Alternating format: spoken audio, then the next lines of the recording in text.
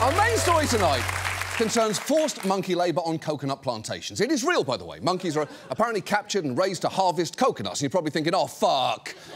This is going to ruin coconuts for me, isn't it? I'm never going to be able to enjoy them again without the mental image of a chained-up monkey forced to work long hours in the Thai sun for pay that is, I'm guessing, well below Thai monkey minimum wage. Well, I've got some good news. We're not actually talking about blood coconuts tonight. That was just a decoy, so you'd be less bummed out when I revealed our real topic, Israel. Now, oh, yes, oh, suddenly, forced monkey labour sounds pretty good to you, doesn't it? Oh, please, John, tell me about the sad monkeys. Is one named Bobo? Is he already dead? No? Sorry, you had your chance. We're doing Israel. Israel is a country that I'm guessing you're already aware of, but in case you need a primer on its exact size and location, here is someone with a helpful visual. It's a small country in terms of land. See this pen, this wonderful pen? My desk is the Middle East. And this pen, the top of the pen, that's Israel. That's not good, right? You know, that's a pretty big difference. I use that as an analogy. It's pretty accurate, actually. So, that's objectively very funny, from him calling the pen wonderful to holding it up vertically, the only wrong way to hold it if you're comparing it to a country on a horizontal map, to taking credit for that analogy as if it weren't definitely how an exhausted aide just taught him the size of Israel minutes before. Specifically, we're going to talk about Israel's Prime Minister, Benjamin Netanyahu, Bibi if you're nasty, otherwise known as the original source material for Mr. Potato Head. Netanyahu has been in power on and off since 1996, to the point that he's actually Israel's longest-serving Prime Minister, and for decades he's portrayed himself as the only person capable of keeping Israel safe, sometimes making that argument through fun campaign ads like this one, where a couple are getting ready to go out, wondering where their babysitter is, when this happens. Oui, ראש הממשלה. איזה כבוד. מה אתה עושה פה? הזמנתם בייביסיטר? קיבלתם ביביסיטר. איפה הילדים? אבל אתה ראש הממשלה. אתה תשמור לנו על הילדים? בבחירות הקרובות אתם בוחרים מי ישמור על הילדים שלנו. בבחירות הקרובות מצביעים רק הליכוד. Yeah, I mean, I guess the name BB does kind of sound like the word baby, but it is a bit of a stretch, though, to be fair, it's not the worst use of a nickname in a political campaign, because that would be when Richard Nixon was the subject of campaign buttons that said, "My pick is Dick," which would actually be a great prop for a gender reveal party. Come in, guess how many diapers, then grab a button that's either "My pick is Dick" or "I got twat." Bad news, the losing team has to listen to the mother-in-law tell her birth story. Netanyahu's argument to voters has always been that he's a big, strong guy who won't let Israel get pushed around. And even some of his most ardent supporters describe him as a belligerent piece of shit. Here are some explaining their support for him ahead of an election in the 90s. Only Bibi. He's the #1 politician in the country.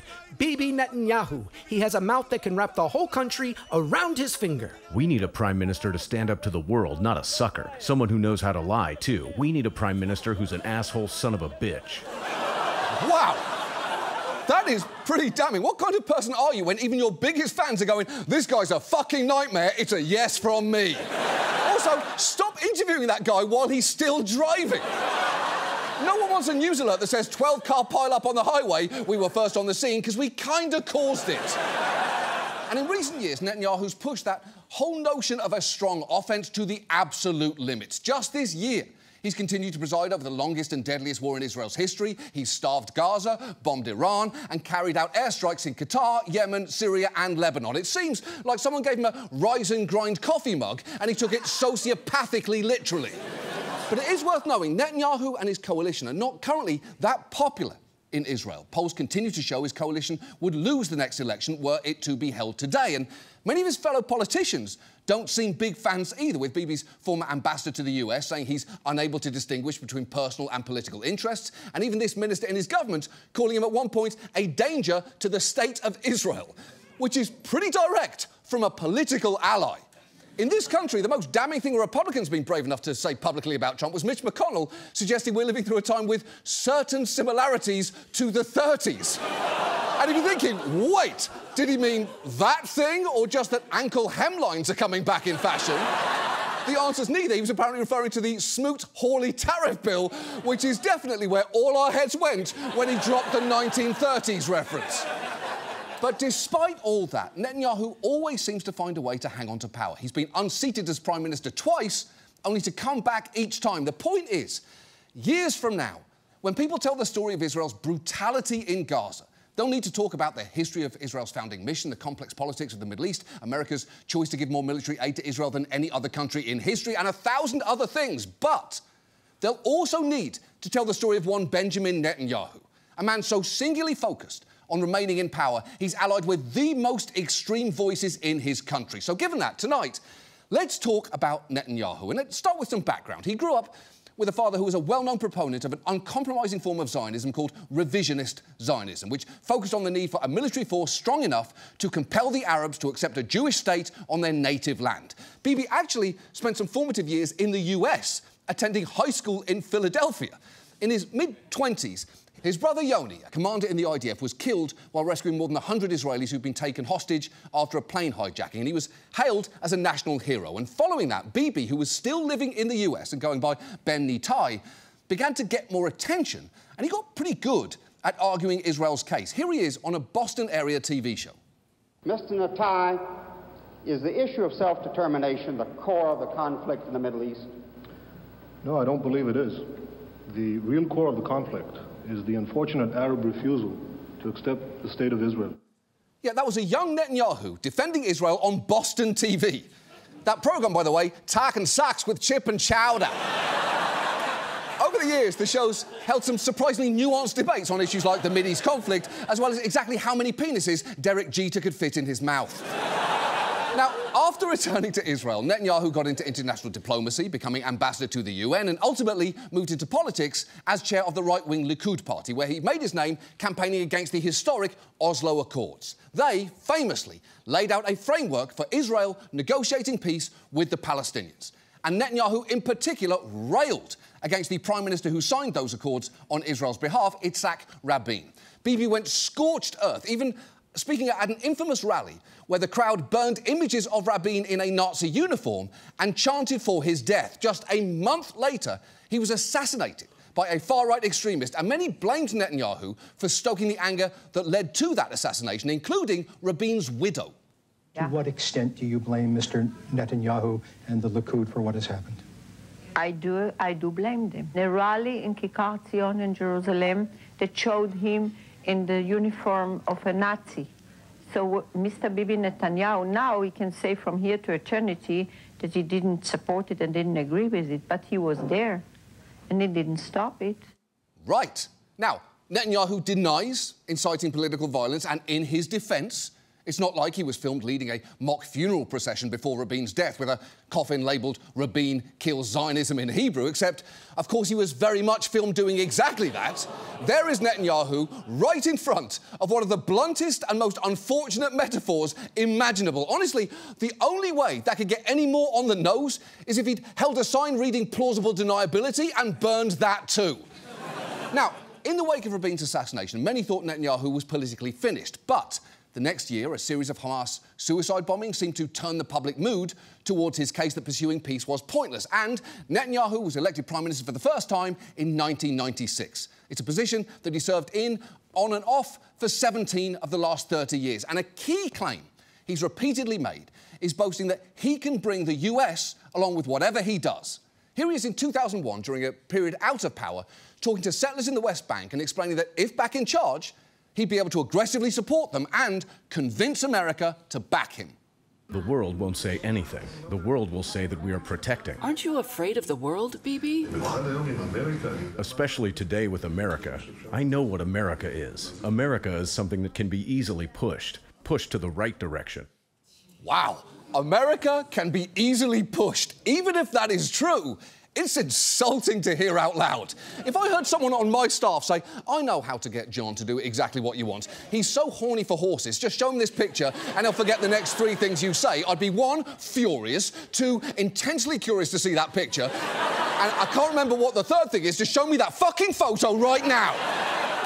And to be fair, Bibi has had a lot of success in pushing America, particularly with Republican presidents and especially with Donald Trump. In fact, it was during Trump's first term that Netanyahu celebrated what he considered his greatest foreign policy triumph, the Abraham Accords, which normalised diplomatic relations with several Arab states, most notably the UAE and Bahrain. It was a plan supported by Jared Kushner, who Trump, of course, put in charge of fixing the Middle East during his first term, even though he always looks like he just got his hair cut while sitting in a plastic race car chair. The thing about the Abraham Accords was they got those other nations to abandon the long-standing condition among many Arab countries that relations with Israel could only come after the establishment of a Palestinian state. Netanyahu's thinking was, if you can just get enough Arab nations to do that, you could basically freeze the Palestinians out. He's been trying to get Saudi Arabia to sign on next, but it's worth knowing many observers have warned that these accords were always just going to end up further marginalising Palestinians. He said, we are going to have peace with Saudi Arabia, and the Palestinians should not have a veto on that. I've long sought to make peace with the Palestinians.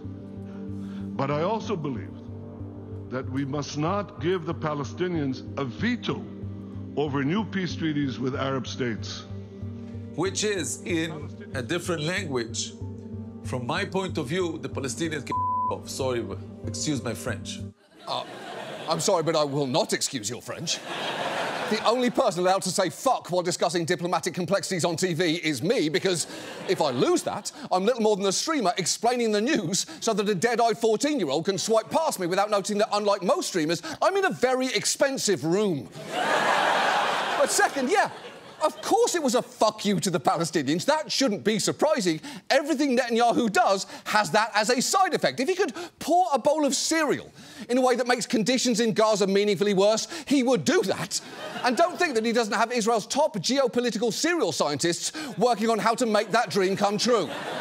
But obviously, while many focus on Netanyahu's foreign policy, he's also a domestic leader. And at home, his time in office has increasingly been defined by attempts to cling to power, even as he's faced allegations of corruption, including charges of bribery and fraud in 3 separate cases. And while he denies those charges, to run through them very quickly, the first accuses him of accepting nearly $300,000 in gifts, including cigars and champagne from prominent businessmen. And I will say, it is not a great look that one of those businessmen has testified that Bibi and his wife used code words for the gift, with cigars being called leaves and champagne being called roses, which is just inherently suspicious. People only used code words for illicit activities, as anyone who's ever been disappointed by a Craigslist ad offering to go skiing with Tina Turner has discovered. Wait, hold on, that means cocaine and meth? Oh no, I was looking for a different kind of great time. The 2 other cases both accuse him of quid pro quos involving major news platforms, this newspaper and this website, Walla. In that case, prosecutors say he granted regulatory favours to the owner of Walla in exchange for positive coverage of himself and his wife. And just listen to Walla's former editor-in-chief explain how particular Netanyahu could be. Netanyahu wanted positive coverage so that anyone who visits Walla frequently would think he's the King David of Israel, that he's the wonderful leader leading Israel. He wanted his wife to be pleased, that she'd look good in photographs. How many photos were there? How were the photos? Did they have the right angle? We felt like a restaurant serving only one person. He arrives, and he wants that meat, and this salad, and gets whatever he wants. So we used code words like parsley was the request for more photos. Add lots of parsley to the dish coming out. It's true, apparently lots of parsley meant more photos, which is kind of brilliant because no one would ever say add more parsley about their actual food. Parsley tastes like nothing. It's like Shrek trimmed his pubes while standing directly over your soup. It's fine, Shrek, it's fine. I'll just eat around it, it's fine. Netanyahu is supposed to finish testifying this year, but has tried to drag out the process to the point that it could still take years to reach a verdict. And crucially, if convicted, he could be sentenced to up to 10 years in prison for the bribery charge and up to 3 for fraud and breach of trust, which is a lot for a guy pushing 76 and who's allegedly spent years mainlining free cigars and champagne. And he's not the only one in his family who enjoys a lavish lifestyle. Take Bibi's 3rd and current wife, Sarah. She's been called Israel's Marie Antoinette and has famously been accused of abusive behaviour towards her household staff, which she both denies and has twice paid out damages for. Bibi and Sarah have also been accused of misspending taxpayer money, from $1,700 on scented candles to $127,000 to have a plane fitted with a double bed to attend the funeral of Margaret Thatcher. And to be fair, scented candles and the sight of Thatcher's corpse, they needed that bed. I'm rock hard even thinking about it. Now, in 2019, Sarah even accepted a plea bargain to settle accusations she spent $100,000 in public funds to order meals from celebrity chefs. And I cannot think of a single celebrity chef I would spend that much on, except, what's his face? The one who's yelling all the time. No, not him. Yes, that's the one. That is the one. Now, when those charges first arose, Sarah tried to get out in front of them by giving a reality host a tour of their official residence to try and show off their modest lifestyle. And she seemed delighted to have him joke about the squalor that they were forced to live in. I think that this door has been painted 1,000 times. It's been painted a lot. What is this? A lamp just broke and it was glued. What is this? I'm sorry, like, what is this? Wow, I'm in shock that this is your kitchen. It looks like the kitchen of a boarding school in Romania in 1954. What's this here in the back? This here is the closet? I think Anne Frank is hiding here in the back. Wow! Unless there is a second Anne Frank that I'm unaware of. That is a rough reference to 8 people live here in terror of an organised system of ethnic extermination, because these cabinets are ratchet. And while Sarah is giggling and smiling there, she has a temper. In 2002, she was recorded saying, "Bibi is bigger than this country. Why should he even bother? We'll move abroad and the whole country can burn." And while I don't need to show you this next clip, I do want to, because back in 2009, a newspaper gossip column published an item about Sarah attending a charity event, but didn't mention her professional credentials. It's a slight that she then discussed with one of her aides on a call that it turns out was recorded. And it is a lot.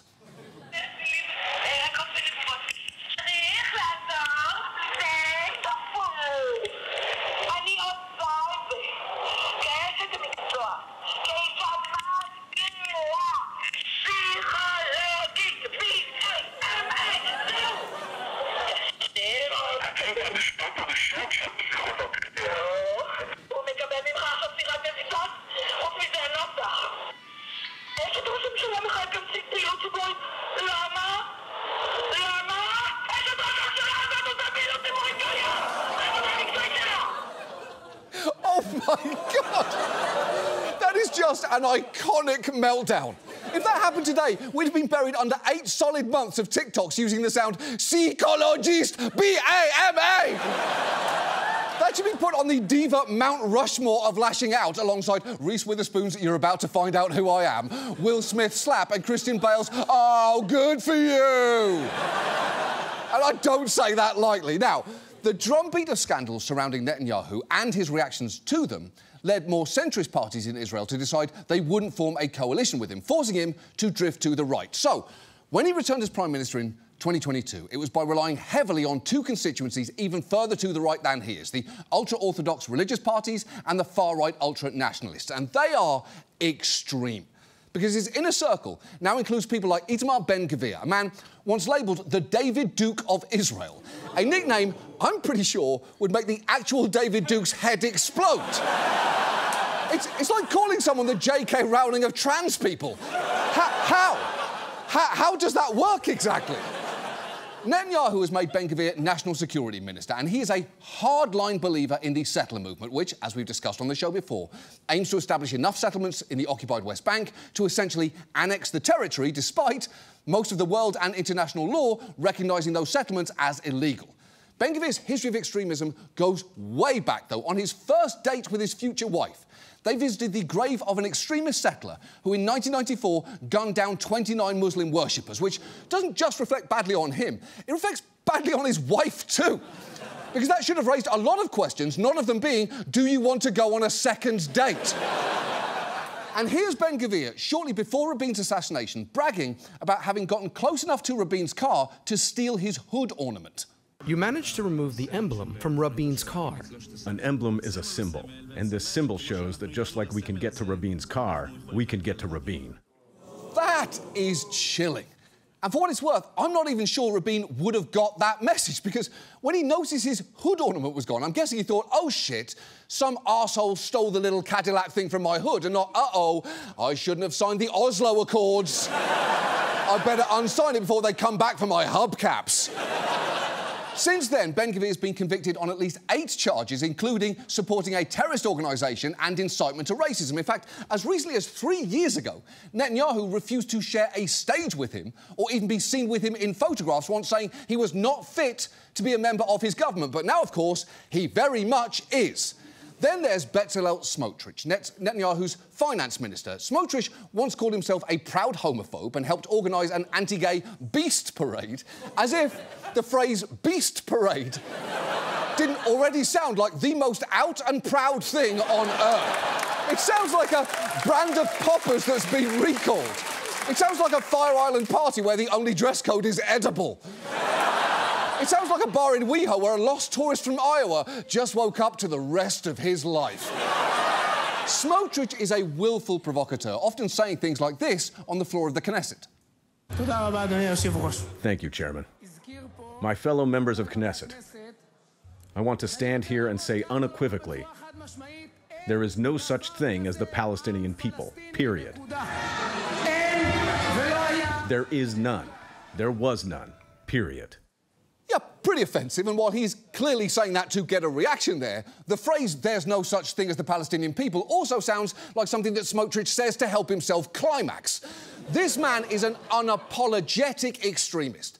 He suggested that the starvation of Gazan civilians, a war crime, may be just and moral, and he's led the calls for the West Bank to be annexed. And that is just 2 of the, to use a polite term, absolute nightmares central to Netanyahu's coalition, with another key constituency being the ultra-Orthodox. Now, one of that group's biggest concerns is preserving a religious exemption that allows them to skip the mandatory military service required of most young Israelis. That exemption is understandably pretty unpopular in Israel, with resentment only growing as the war in Gaza's dragged on. But Netanyahu's shown himself to be committed to delivering for his extremist partners. And a big flashpoint came in early 2023 when he moved against Israel's judiciary, specifically its Supreme Court.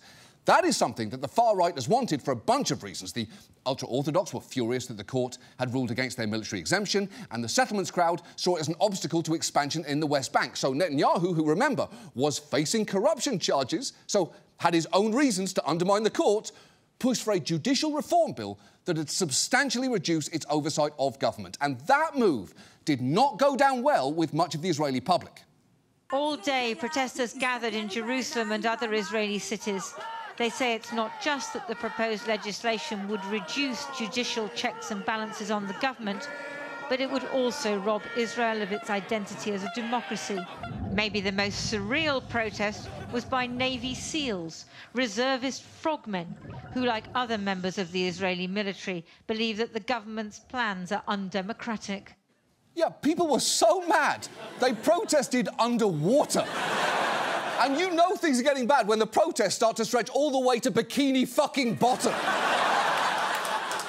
And that was where things stood for Netanyahu in early 2023. But then, of course, in October, things changed tragically when Hamas launched the worst terrorist attack in Israel's history, killing some 1,200 people and taking 251 hostages, 48 of whom are still held in Gaza today, with around 20 believed to still be alive. And look, no one would say Netanyahu personally caused October 7th, but he has definitely ensured that what's come after has caused exponentially more suffering than might otherwise have been the case. As we've discussed before, for years, he deliberately allowed Qatar to funnel money into Gaza, literally sending suitcases full of money there in the backseats of cars. And he did this to try and keep Hamas in power, as it meant that he didn't have to deal with their more moderate rival, the Palestinian Authority. It was a massive gamble, and it is one that Israeli journalists still talk about today in utter disbelief.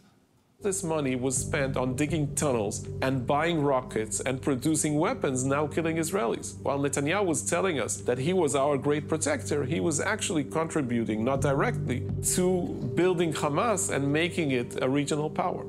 It's true, Netanyahu was secretly helping beef up the very organisation that he claimed to be protecting Israelis against, and he was open about his thinking here.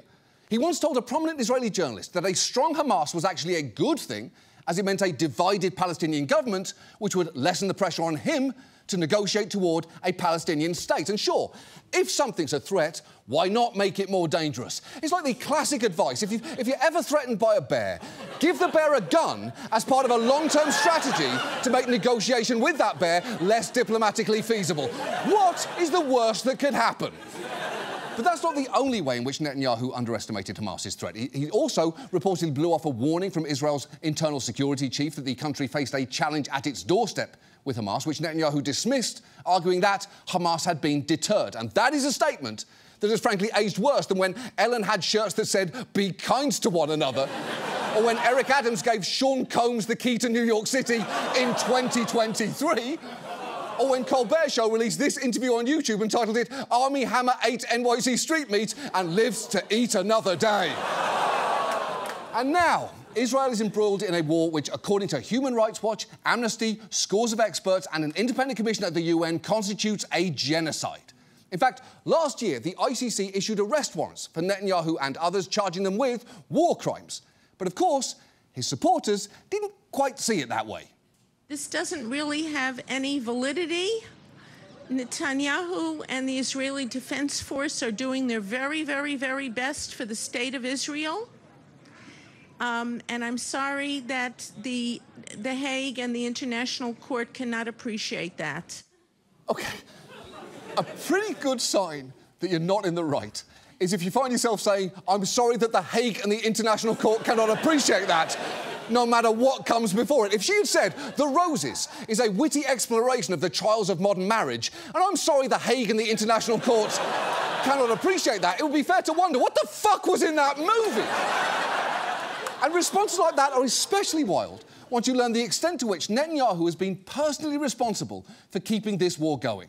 Reporting's found that at key stages, his decisions extended the fighting in Gaza longer than even Israel's military leadership deemed necessary. For instance, just this March, he broke a ceasefire and blamed Hamas's refusal to release more hostages before negotiations could proceed, even though that was not part of the ceasefire agreement. In reality, it was actually Netanyahu caving to far-right ministers like Smotrich who had threatened, "If, God forbid, the war is not resumed, I will bring the government down." Even now, Netanyahu's forged ahead with a ground offensive to take Gaza City over the objections of his own military leaders and in defiance of global condemnation. Now, as for Smotrich, he's openly talking about the annexation of Gaza. Just listen to him outline those plans at a conference last week in the grossest possible terms. There's a business plan set by the most professional people there is and is on President Trump's table, and how this thing turns into a real estate bonanza. I'm not kidding, it pays off. I have started negotiations with the Americans. I say this not jokingly now because I also demand. We paid a lot of money for this war, so we need to divide how we make a percentage on the land marketing later in Gaza. And now, no kidding, we've done the demolition phase, which is always the first phase of urban renewal. Now we need to build. Holy shit! He's referring to mass murder and displacement as urban renewal. That is stretching a euphemism to breaking point. It's basically like calling the Trail of Tears high-speed mass transit. That is not remotely what that was. And again, it is impossible to overstate the death and suffering Netanyahu's decisions have caused to the over 65,000 Palestinians who are dead, the thousands of children who are amputees, and the thousands more who are starving, but also to the Israeli hostages who've either died or are still being held because of his refusal to prioritise their safety and freedom. It is all truly horrifying, and somehow, in the midst of all this, in June he launched yet another war attacking Iran, claiming they were on the verge of developing a nuclear weapon, something that he's been claiming for 3 fucking decades now. And even after a US-brokered ceasefire was supposed to put a stop to the hostilities, Netanyahu continued to antagonise Iran, which finally seemed to wear on Trump's patience. Israel, as soon as we made the deal, they came out and they dropped a load of bombs, the likes of which I'd never seen before. The biggest load that we've seen. I'm not happy with Israel. You know what? We basically have 2 countries that have been fighting so long and so hard that they don't know what the fuck they're doing. Do you understand that? Yeah, he is pissed there. Though I guess that shouldn't be that surprising. It's one of the 6 moods Trump displays in public. There's pissed, bored, asleep, a little horny, a lot horny, blissed out on the energy of a cheering crowd and momentarily oblivious to the crushing void that yawns within him, and, of course, pissed formal edition. Perhaps because of Trump's irritation, though, not long after that, Netanyahu nominated him for the Nobel Peace Prize and went on Trump's favourite news network to say this. If anyone deserves the Nobel Peace Prize, it's President Trump. First of all, he brokered with me the historic Abraham Accords, in which Israel made peace with 4 Arab states. I think that deserves maybe 4 Nobel Prizes for him. Look, I don't know what is more embarrassing there, how thick he's laying on the flattery or how likely it is to work. You know, I'd give Trump an extra large Nobel Prize, a super Nobel, if you will, and instead of that dead Swede on the side, it'd have a chick with huge bazongas. That'd be more appropriate to Mr. Trump's greatness. Look, it is very clear that Netanyahu's desperate to stay in power and will do whatever it takes, which on a personal level makes sense. If you are facing a potential prison term, you probably want every bit of leverage you can get to avoid that happening. But some Israelis do recognise the dynamic at work here and are understandably furious about it. Just look at this coverage of a protest there last month. Well, these protesters in the centre of Tel Aviv are absolutely furious at their government's decision to expand its military operations inside the Gaza Strip. This one says Bibi betrays the fighters. Bibi betrays the soldiers, the fighters. He sends them to die. He sends them to fight. He sends them to commit war crimes. And all for what? For what? Well, his supporters say it's to make Israel safer. Well, no, it's to make Bibi safe, and they believe that when Bibi's safe, we're safe. But I believe the opposite. Yeah, I believe that too. And the thing is, that's kind of the problem with electing someone because he's an arsehole son of a bitch. You do wind up being governed by someone who's an arsehole and a son of a bitch. The point is, Netanyahu is not popular in Israel, and he's increasingly unpopular here too. A new poll found just 21% of Americans have a favourable view of him. Meanwhile, support for Palestinian statehood is currently at 58% in the US, and just recently a wave of countries, including France, the UK, Canada and Australia, all officially recognised a Palestinian state. In fact, as this map shows, the US is now one of the few countries and the only permanent member of the UN Security Council that doesn't. And sure, Netanyahu might claim that he can easily push America back into supporting him, but I don't know if that's true this time. I think people have seen a little too much at this point. And let me be clear, to attribute the atrocities in Gaza to just one man would be naive. It'd also ignore that while many Israelis vehemently disagree with choices that Netanyahu's made, there's also a fair amount of consensus there when it comes to deeper issues like the inevitability of ongoing Israeli occupation in general and the acceptability of denying self-determination to Palestinians. Those are conversations and issues that are going to take much longer and be much harder to resolve. But in the short term, Israelis removing this fucking guy from power might at the very least bring a stop to the horrific suffering in Gaza and bring the hostages home. The next election there is scheduled to occur by next October, though if Netanyahu's coalition ruptures, it could be earlier. But whenever it happens, to anyone in Israel who thinks, like that woman, that he is just doing his best to protect the country, or that the ends justify the means, that he is somehow the babysitter everybody needs. It is worth asking, just who is Netanyahu really looking out for? Is it the people of Israel who've been put at risk by endless war? Or is it the man who spent 17 years as Prime Minister and seems willing to do whatever it takes to squeeze out a few more? I would argue that it is the second one.